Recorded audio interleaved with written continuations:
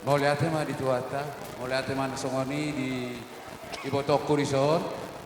Rodo hami noaing di son sebagai hula-hula muna tulang muna hasil tonga. Las marohani itokku majalo hami.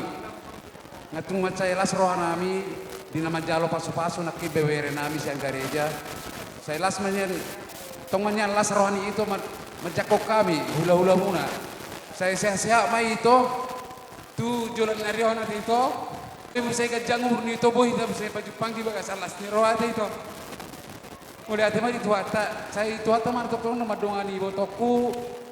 Doa kasudia ka penopan botoku sudia ka bere-bere kudo akaburuku di tanah perjalanan non. Tua mah karena bereku sudah ngamajalo pasu-pasu kesan gereja. Adong rodo amin tu tulang muna membuat ulos holong. Jadi ini sebagai tanda kasih kami untuk bere kami berdua supaya rumah tangga yang contoh nanti bere kami berdua di baik di keluarga maupun di hadapan Tuhan. Kiranya Tuhanlah yang memberkati bereku untuk menjalankan kehidupan yang baru ini.